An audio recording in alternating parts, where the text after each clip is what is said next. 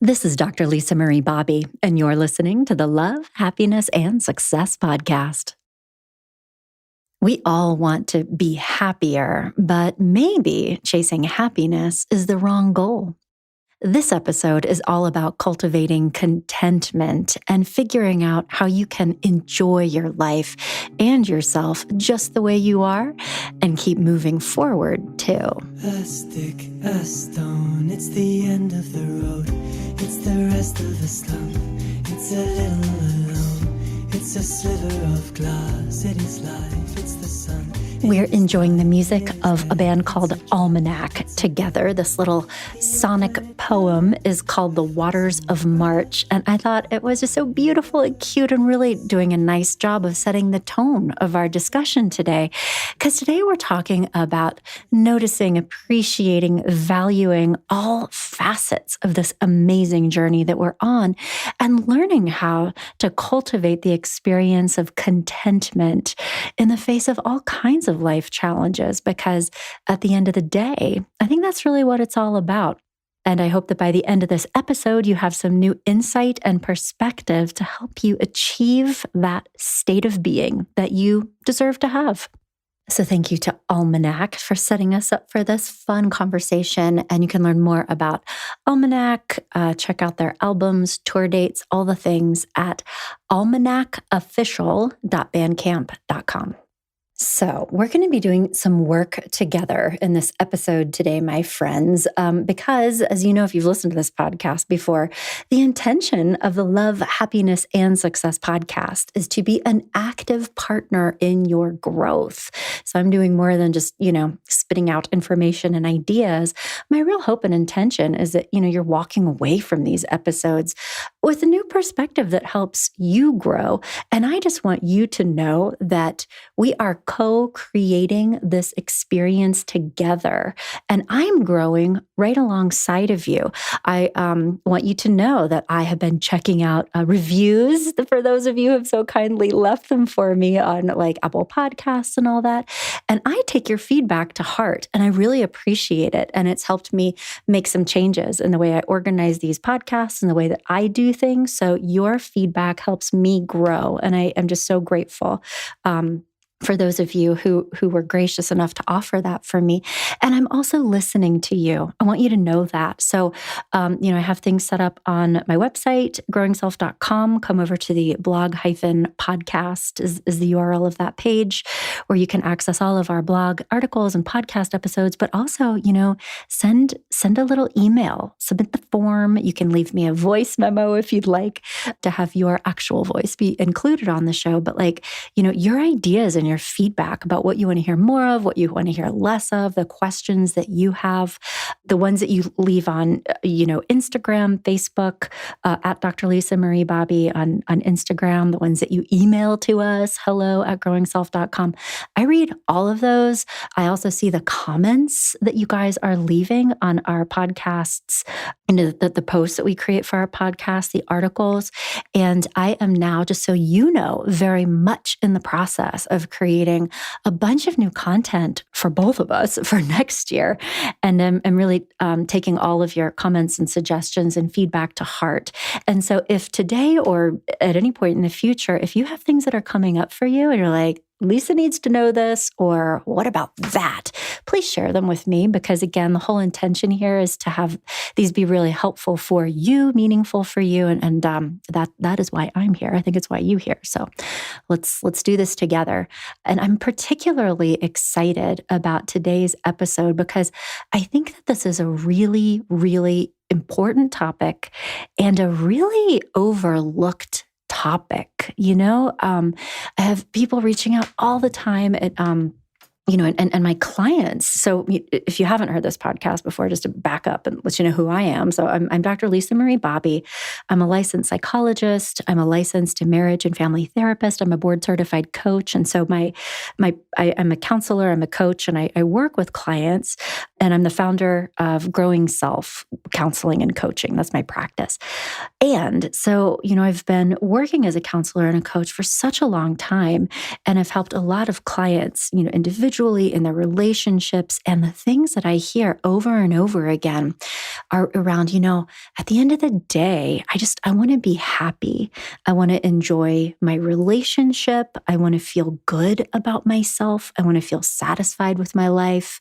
I want to feel like my career is meaningful for me and one that I enjoy, and I think that that's what all of us really want at the end of the day, is this experience of love, of happiness, of success, right? And those things are much harder to achieve in reality than we think, right?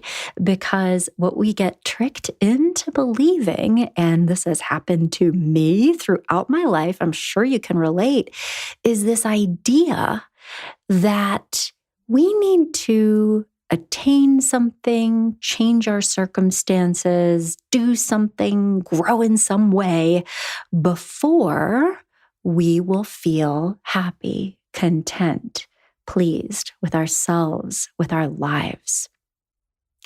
So I'm going to challenge you to actually think about this for a second before we dive in here, consciously or even subconsciously. So like if this is the first time somebody has asked you this question, this may take you a second to kind of think through, but what do you believe needs to happen or change before you will feel happy? Is it something about yourself, your relationship, your career, the state of your house, something that your partner is doing or not doing? Something about your life? Like what is it? It might be a few things.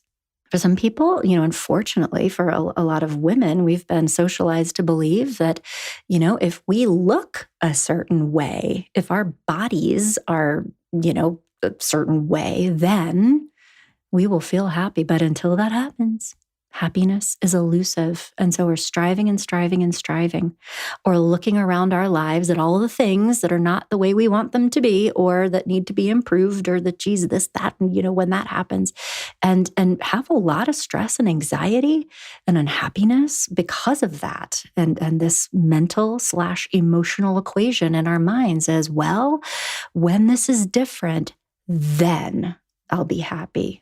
I'm really busy at work right now, but on the other side of this thing, then we can have a good time, right? Or I'm single. When I meet my person, I'll feel happy. Or maybe it's my relationship, when this is different, when we're married, when we have kids, when we move again. It's endless. When I find a better job. So I just wanted to point this out because this is the problem, right? Like the core problem, the obstacle that for many of us stands in the way between ourselves and what we really ultimately want at the end of the day, which is to feel happy. And what does feeling happy mean, right? I think that it is, for all of us, feeling good, content. All is well in my world. I am happy with myself. When I look around my life, my circumstances, my friends, my family, my everything, I'm happy with what I see. I'm having a good time. I'm enjoying this. I'm appreciating this. Contentment is really the internal experience of happy in many ways. And because it's so easy to fall into this way of thinking that says, but I can't feel that way, or I won't feel that way until I achieve my destination or my goal, it seems like that experience of contentment is always elusive.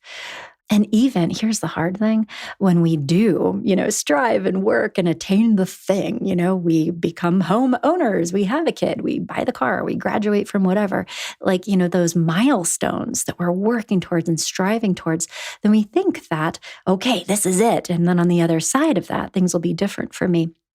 And what we learn, and I'm sure you've had this experience as we all have, is that the pleasure of those moments are fleeting, right? Few hours, few days, and then we just start focusing on the next thing and then the next thing, right?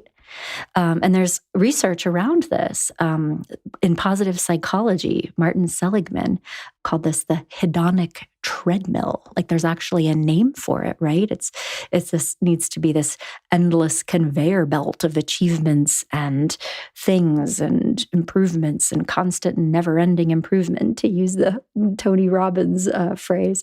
And it's exhausting and it's endless and it's constant. And I think it's true that achieving true happiness and true contentment and true satisfaction, you have to get off that conveyor belt and figure out how to achieve contentment in yourself, in your life as it is right now. But there are also problems with that, which is, well, okay, so if I decide to be content, does that mean that this is it?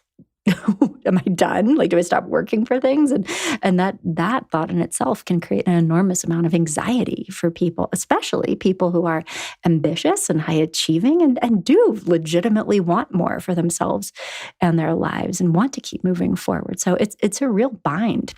And so that's what we're going to be diving into today. And so if you were thinking about some of the things that you're maybe subconsciously attaching that idea of happiness to in your mind, I want you to just make a mental or literal note about that. And then I hope our discussion today will help you get some new clarity and perspective on how you can achieve those things that you want, but allow yourself to be happy anyway in the meantime.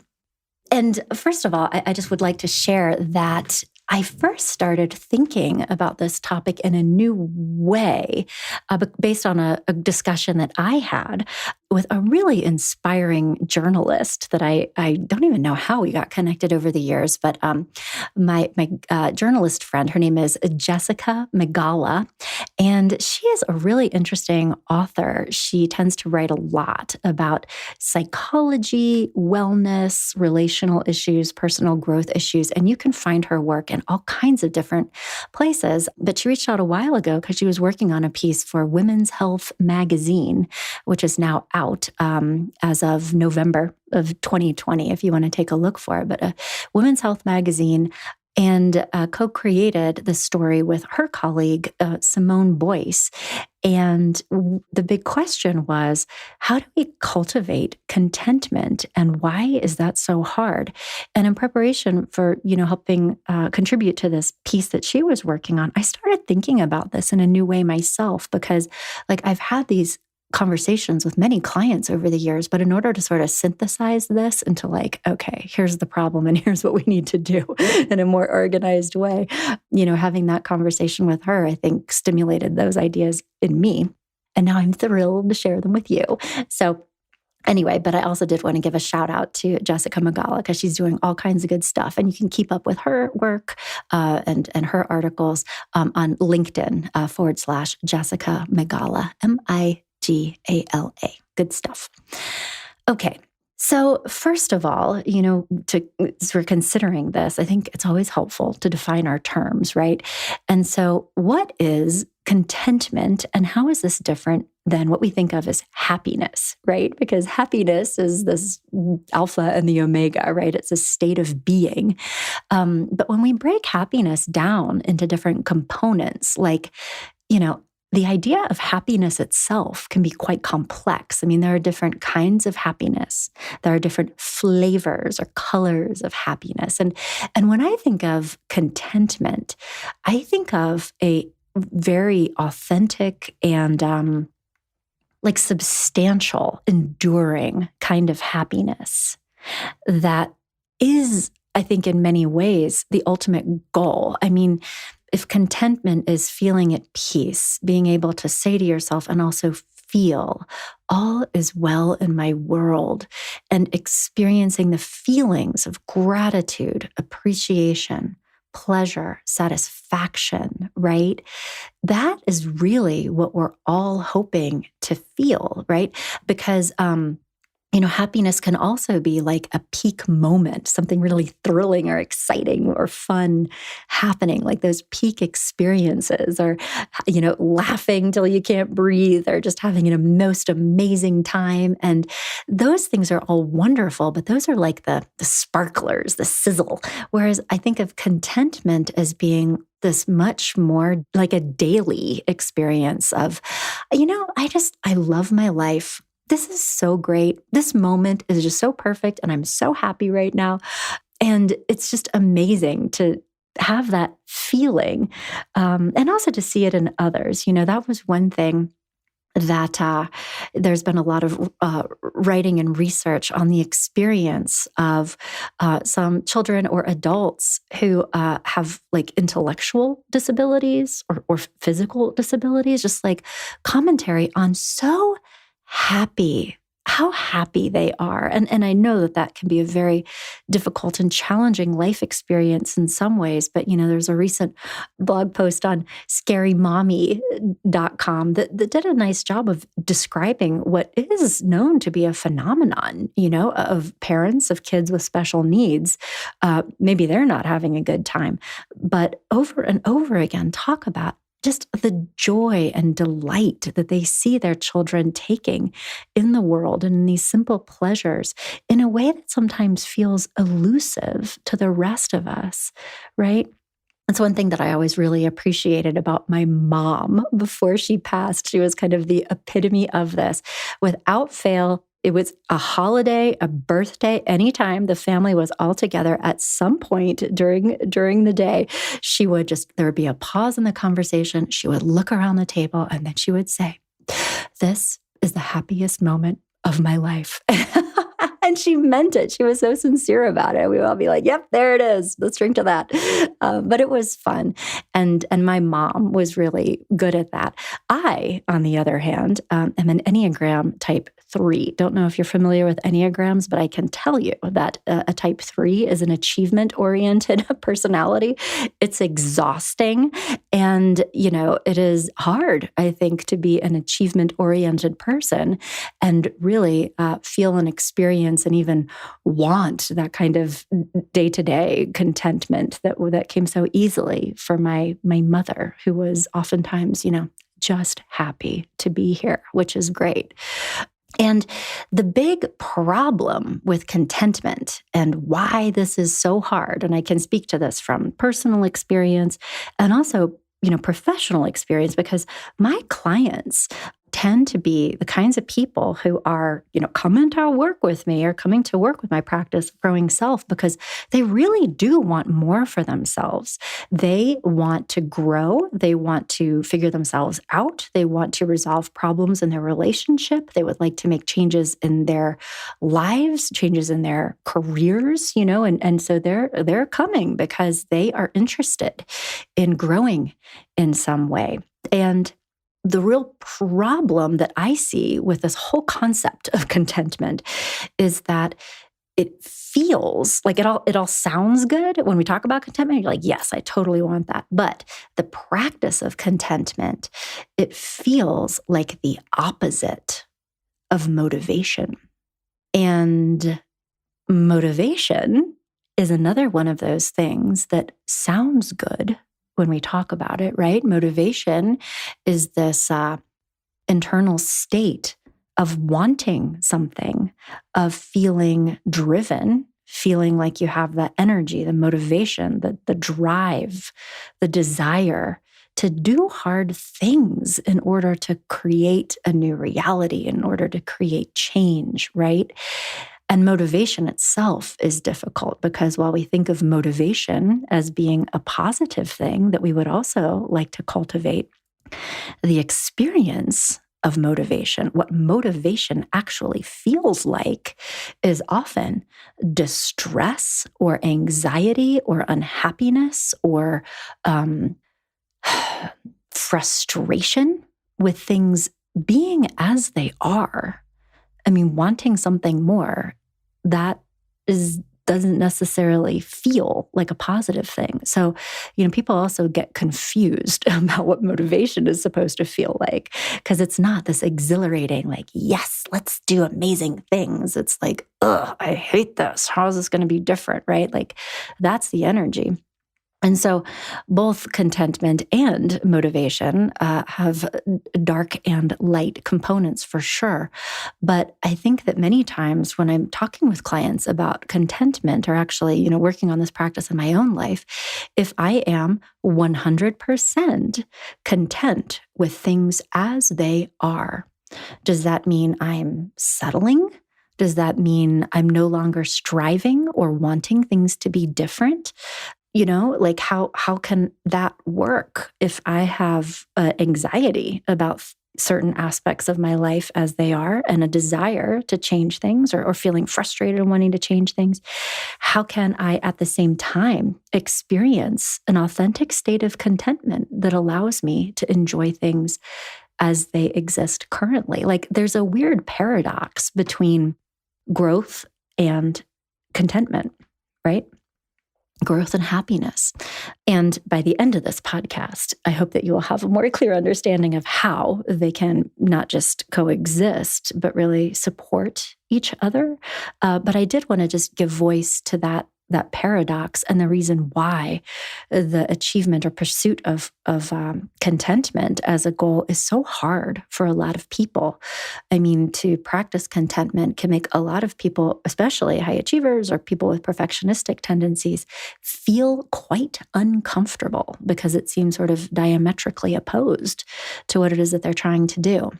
Now, of course, we know that there's also a problem with unbridled motivation, aka ambition, because if we're always keeping our eye on the next thing, or, whatever's happening right now is not good enough. Okay, yes, I achieved this thing, but what's the next thing? And then by looking at this next thing off in the distance, what exists in reality currently is no longer as I wish it to be.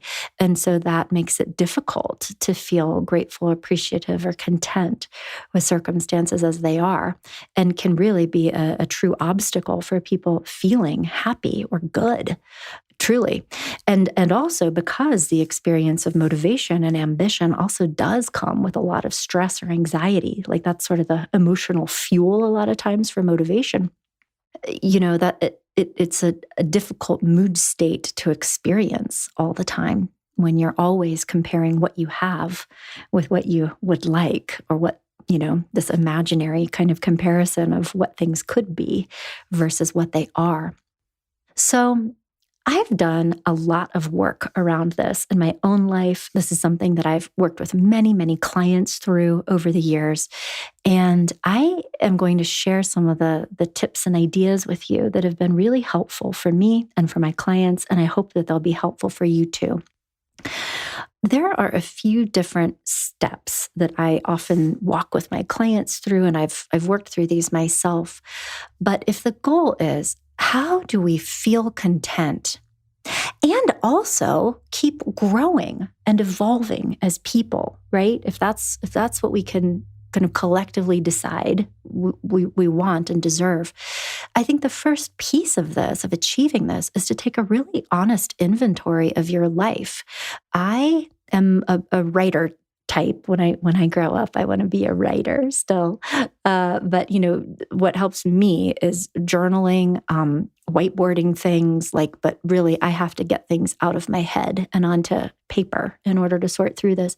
You may have a different practice. For some people, it's drawing or imagery, or some people are really good at visualizations. Some people really process and figure things out externally. They are talking about this, which is one of the real benefits of having a good coach or counselor in your corner, is to be able to, as you tell them about this, you're listening to yourself say it for the first time. And as you're helping them understand, you are helping yourself understand. That's the experiential process at the core, oftentimes, of good therapy or coaching.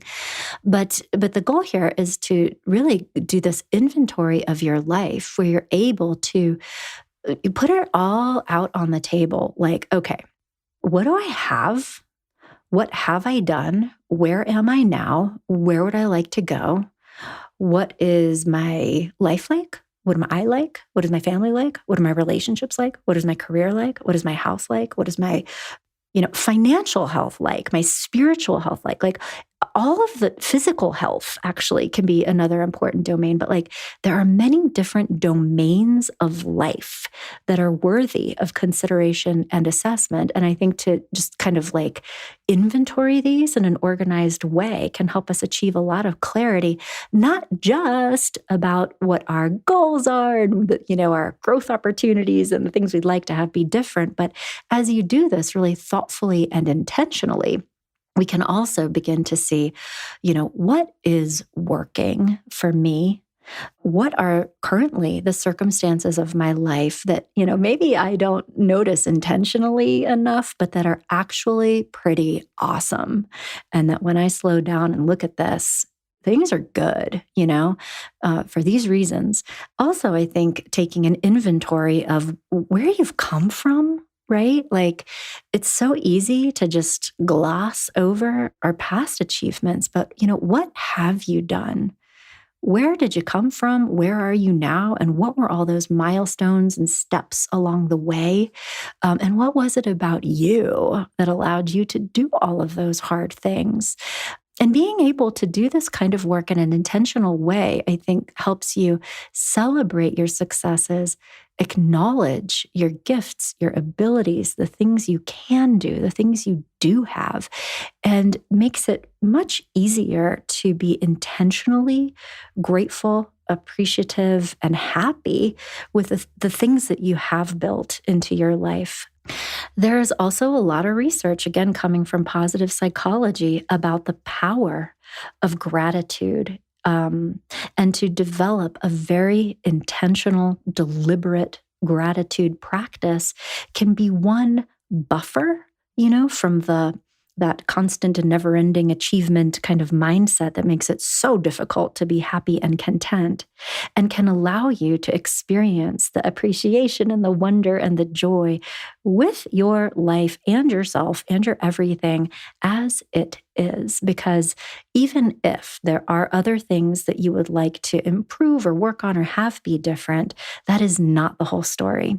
It is all a mixed bag, and it's very easy to have a problem-focused mindset that obscures all of the wonderfulness. And so to do this inventory, get clear about what's working, can really help you acknowledge that and feel more appreciation and gratitude day to day, and put that into practice. Do that on purpose. Little gratitude journal. It sounds like the simplest thing, and I think it's been talked about so much in popular culture that it's become kind of trite. Like, yes, everybody on TikTok or Instagram wants me to have a gratitude journal, but like there is actually real cognitive and emotional power in this practice. So you've heard it from me now too, as well as the Instagram, TikTok influencer 19-year-old. Okay.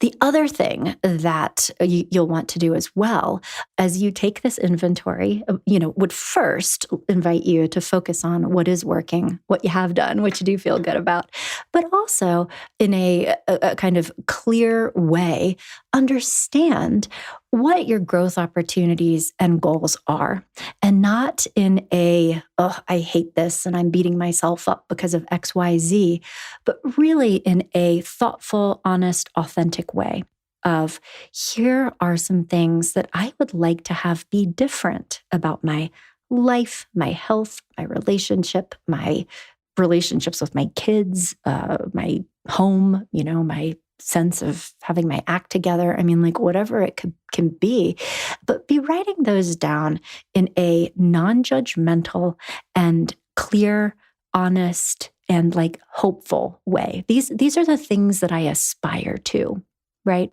And I think that the act of writing those down, and especially talking about like the why is this important to me? Why would I like to have this be different? Challenging yourself to think through that can provide not just direction, but also clarity about your values, the things that are important to you. And I think also create this sense of meaning, right? That there's more to the goal of having X amount of dollars in the bank or whatever it is, right? It's why? Like, what would this change for me? Where is this going? Why am I working so hard? Why do I want this so much? Even some honest reflection around, do I actually want this? Is this thing that I'm telling myself that I have to have in order to be happy, is this actually important to me? And that sounds weird. And I've talked about this on other podcasts and certainly talk about it all the time with my coaching clients. But, we all have core beliefs and ideas that are not congruent to us, are not connected to our own values. They're ideas and beliefs that have been taught to us by other people, by our parents, by our culture about the things that should be important to us, about the way we should operate our lives or what the definition of success should look like.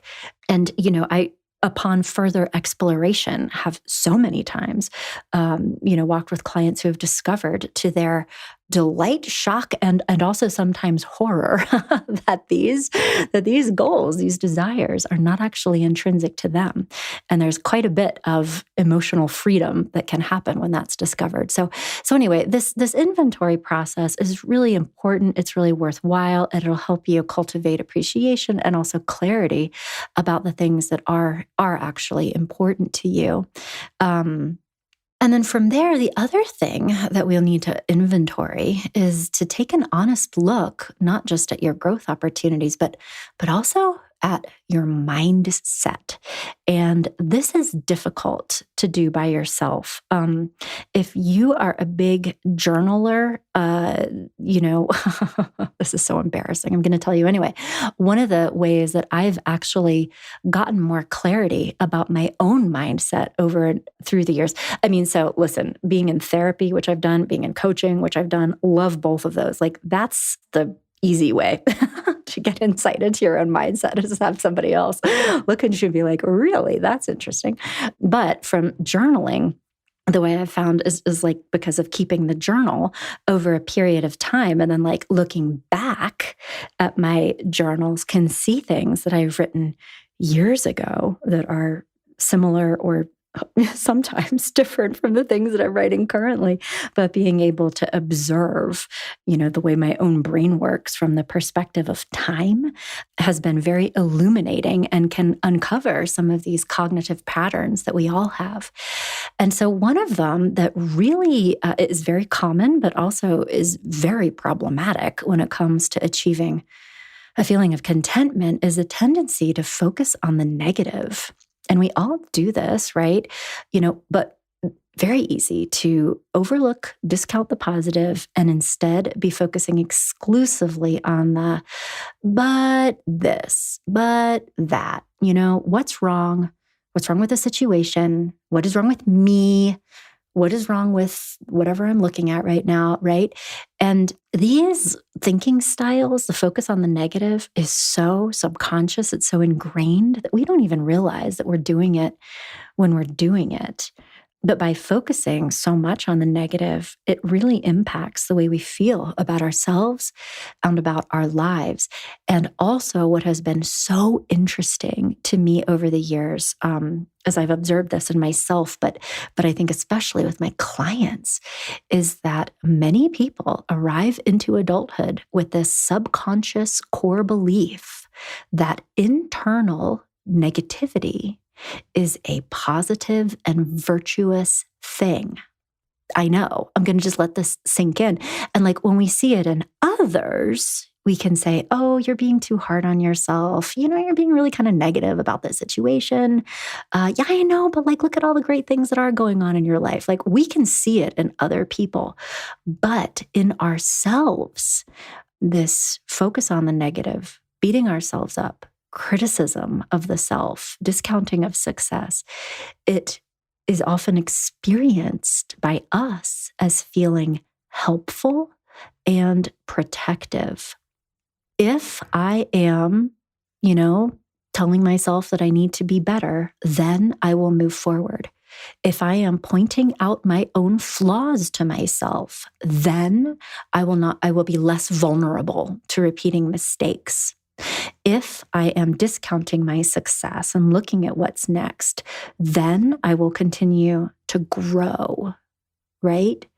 So it turns into this, what's next? What's more? How could I improve? I'm not quite good enough. And I think what's very interesting is like when we can see this in ourselves and how familiar this thinking style is to us, how comfortable, how comforting it is. And when we can observe how many people talk to children, right? It is just this constant reprimands, don't do that, stop that, go over there, do this, not that, that as children, depending on the kind of family culture you've grown in, this can be quite pronounced, but that's this constant evaluation of what you're doing wrong, what you need to do better. This is the way it should be. That is the way it should not be, right? Good, bad, right, wrong. And to be able to think about, and this is where it gets really deep. And if there was a Freudian in the room, they would be lighting a cigar right now. But here you go, is to think about who or what did you need to be as a child in order to win approval, affection, love. For many people, that was through achievement. It was through doing things, through our accomplishments, through behaving in ways or that were kind of in alignment with the values and belief systems of your parents or caretakers, right? And so to work so hard to win approval in this face of here's what you need to do in order to get this love and approval, and trying and trying and trying, and to think about, did we ever get that? Did you ever have that experience of just, you are fantastic.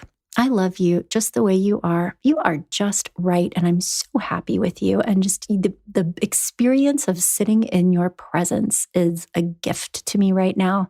And I just love everything about you. That is not the way that people talk to children, typically in our culture, unfortunately. But I think that, it's worth considering where those narratives, where those tapes came from in the first place. Because when we understand it, where this desire to grow and improve and strive and develop and more and this and that and the next thing comes from, we can, I think, become more empowered in the face of it and get to make our own choices about what's important to us, and some insight into what are the little hamsters that are driving that wheel. It can be an interesting and worthy of discussion.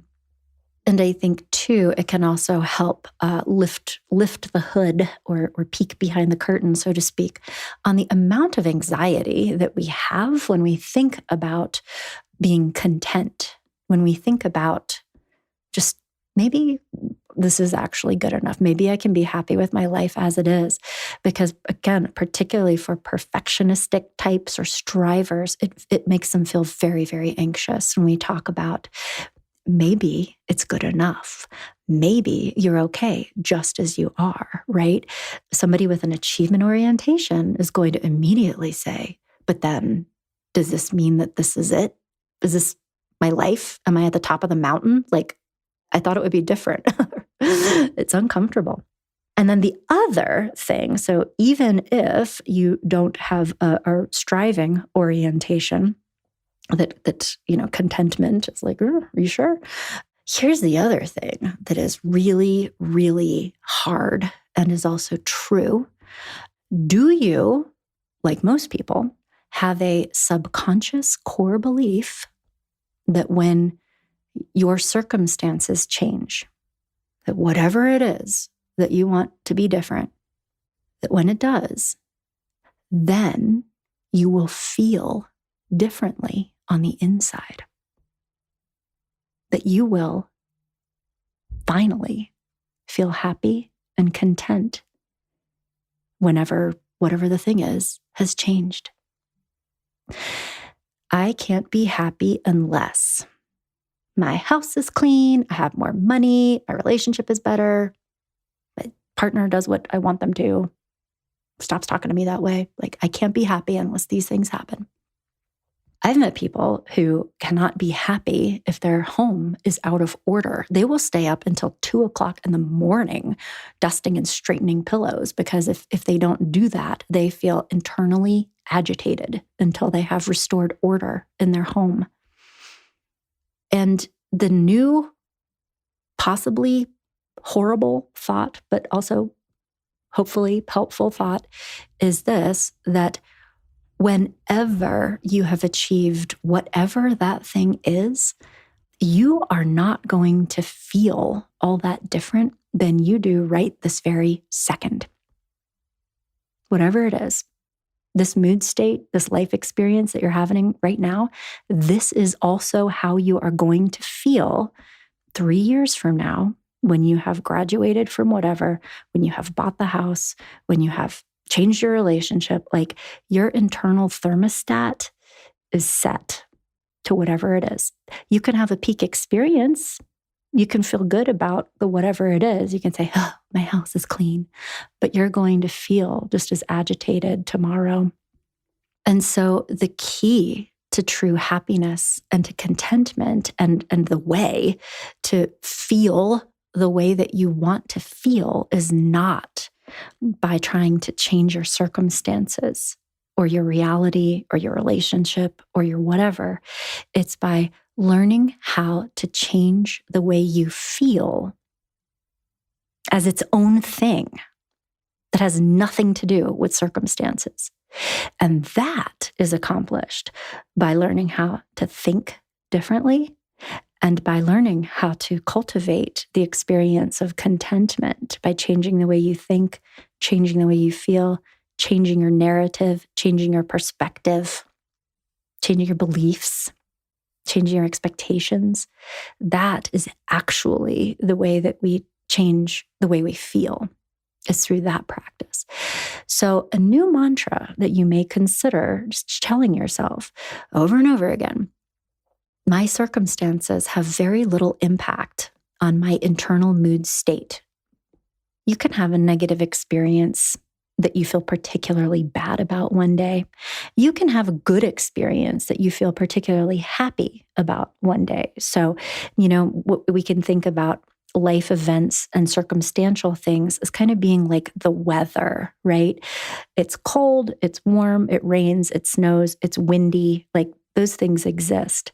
But the way that we typically feel most of the time, our ambient state of something like happiness or contentment, is more like the climate, right? It is trending in a certain way. It is, generally speaking, relatively warm in equatorial countries, right? They still get rain. There's monsoon season. Locusts fly through, like weird things happen, but we can expect that most of the time it's warm. And that's like that ambient mood state that we're talking about, right? So in order to really shift this, we need to focus on that ambient mood state, and that is created through the deliberate cultivation of contentment and the internal ability to regulate ourselves. And so just to illustrate this point, like if you're listening to this and thinking somewhat skeptically about this, like, I don't know, I feel pretty bad or happy about certain things in my life right now, Dr. Lisa, like I hear that. But I would like to invite you to think back to your life, 10 years ago, 20 years ago, even longer, if you're the same vintage as I am, and think about the things that you aspired to at that time in your life and how you felt and what was going on. For me, 20 plus, close to 30 years ago, living in weird flea bag apartments, right? Cars that broke down, being worried about money, right? Still trying to figure out what I wanted to do with my life. Like that was creating a lot of stress. All kinds of different things that I can think about that were very stressful, that made me feel unhappy, right? And at that time, I could not have dreamed. I mean, like, really, if somebody was like, tell me about the most amazing thing that you could think about, to have a beautiful family, to be a home owner, to have a car that doesn't break down all the time, to be, not wealthy necessarily, but to have less anxiety about being able to make ends meet day to day, to feel somewhat settled in a career path, at that time, I mean, to think about even going to graduate school would have been like, I might as well just like climb into a rocket and shoot myself to Mars. Like that's about how attainable it seemed. And, if I had a picture painted for me at that time, I mean, my aspirations were much more modest. But, if somebody had said, like, this is going to be your life in 20 or 30 years, I would imagine that I would just be like, floating on clouds and so happy all the time and stress-free and everything is great and my life is perfect and there's nothing to worry about. And I would feel so happy. And what I can tell you, and I'm sure, like, as you think back on your own life, like how you expected to feel when X, Y, and Z happened, is that if I'm not careful, if I'm not cultivating contentment and practicing my own, emotional intelligence skills and very deliberately managing my feelings and actively working on my narrative and doing the things that I need to do to actually feel happy and content on the inside, I can just as easily as anybody go down the tubes of stress and anxiety. And this is wrong, as that is wrong, as, oh my God, and what are we going to do? And like, I'm so stressed out right now. And, a zillion things piling up mentally in my brain and getting burnt out and getting blah, It doesn't matter the things that I've attained, right? It's the practices, it's those internal states. So the point is that if you are able to like really take on board this idea that our growth, our progress, our continual evolution is an internal journey, and our experience of happiness and contentment is a completely different thing than goal achievement or life improvement, right? And is actually acquired through a very different process than we've been socialized to believe. You now have the key to being able to work on your life and achieve great things and keep moving forward, and also feel very happy and content with yourself and your life and the process.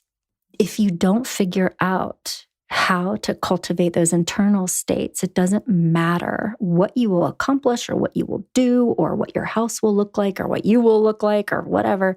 You will only be swapping out one source of stress, frustration, discouragement for another, just a new one. Instead, we need to shift into this understanding that the process of growth is actually the experience of being alive. That this is what it is this movement forward. And that during the process, you can feel very happy as you are in the process of moving from one space to another space. The process itself can be fun and enjoyable and exciting. I am going to share another resource that I have probably mentioned on this podcast before because it made such an important just impact on me and on my life. I don't even know how I came across this, but I really want to share it with you. It's actually an obituary that was written by a luminous writer called Jane Lauder. And it's a long obituary. I will include the link to it in this post for this podcast if you're interested in reading the whole thing. But, she talks about her life and her relationships. And I'll just read you a portion here that really meant something to me. She speaks to her husband. She says, "Thank you for all the laughter and the love and for standing by me at the end. To my children, I love you so much and I'm so proud of you. I wish you such good things, and may you every day connect with the brilliancy of your own spirit. And may you always remember that the obstacles in the path are not obstacles. They are the path. She goes on to say, I believe that we're each of us connected to every person and everything on this earth, and that we are, in fact, one divine organism having an infinite spiritual existence. Of course, we may not always comprehend that. And really, that's a discussion for another time, she says. So let's cut to the chase. I was given the gift of life, and now I have to give it back. This is hard. But I was a lucky woman who led a lucky existence, and for this, I am grateful.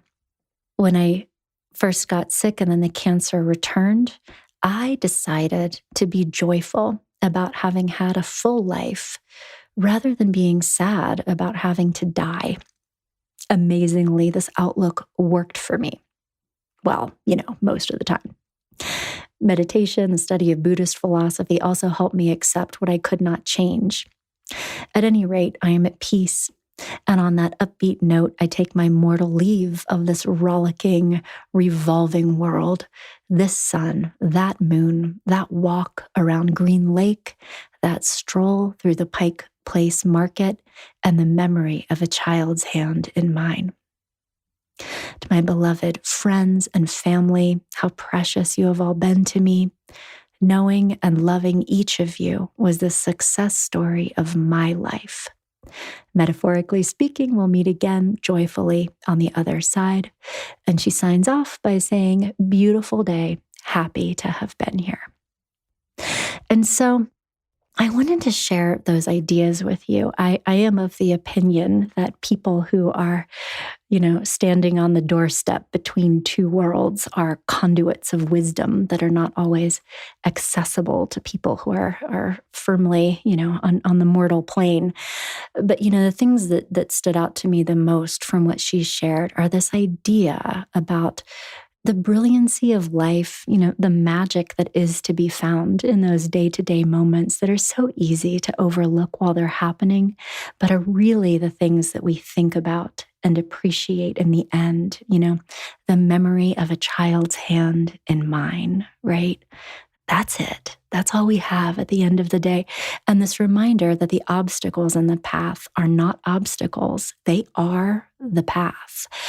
And so the good news and the thing that I would like you to take away from this podcast is this idea that you don't need to get cancer to achieve this next level space of contentment with your life and yourself and all of the magical moments that are happening for you and around you each and every day, that the obstacles that you perceive, the things that you are imagining are the problems, the things that are creating so much stress and anxiety and angst. This is your hero's journey. You figuring this out, solving those problems, learning and growing from the experience is the process of personal evolution at work and in action. This is the machinery of growth.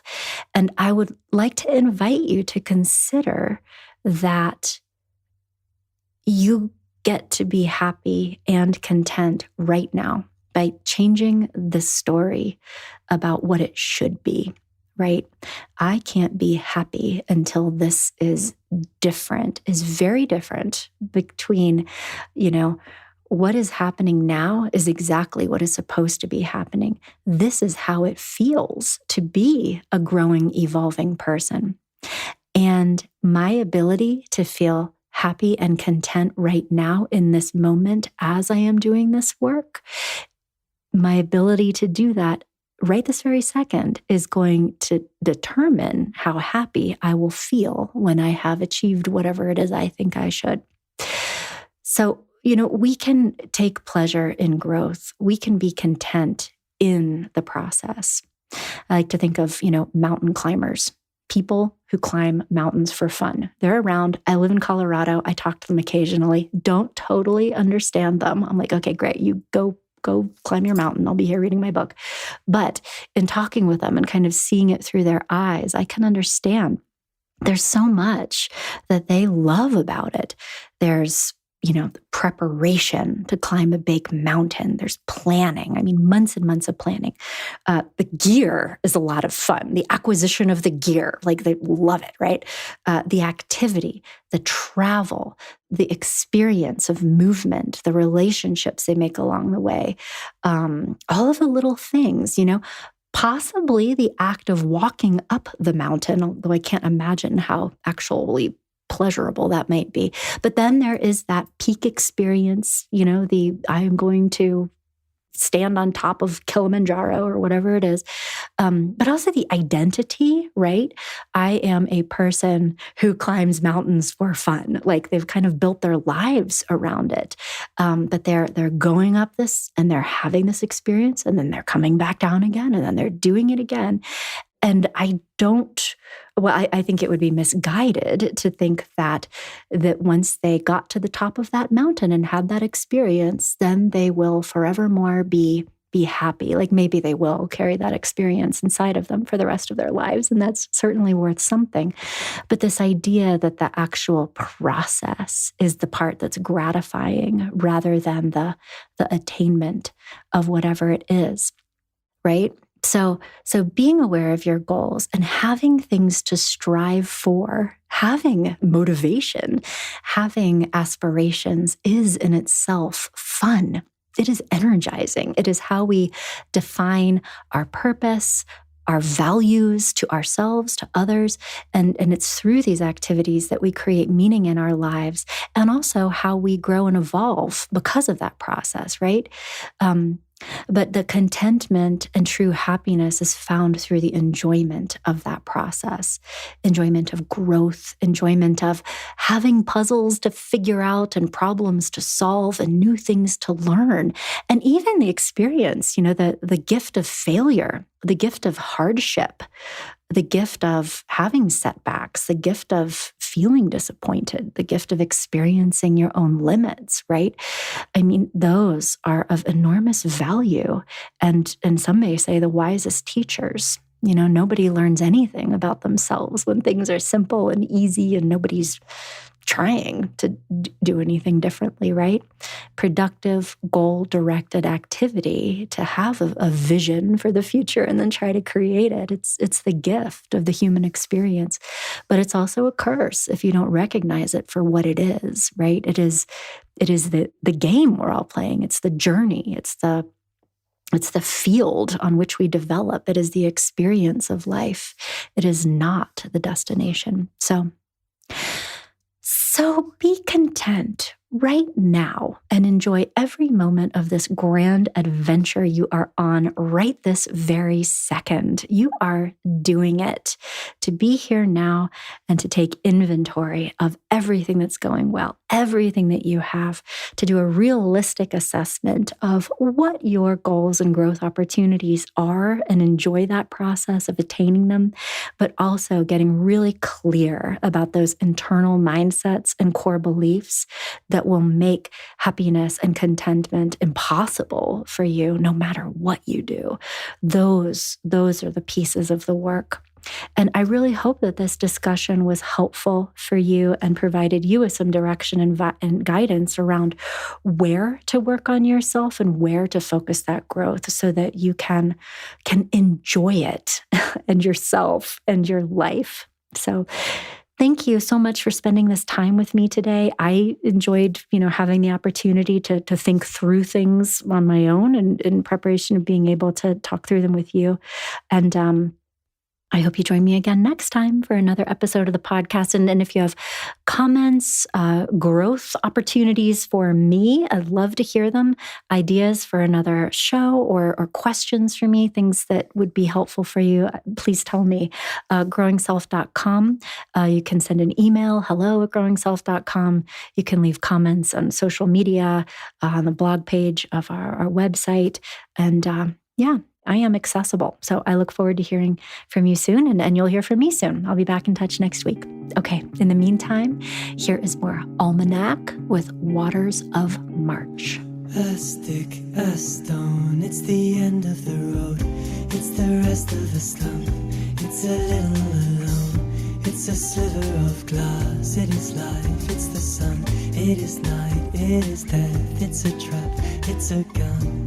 The oak when it blooms, a fox in the brush. The knot in the wood, the song of a thrush. The wood of the wind,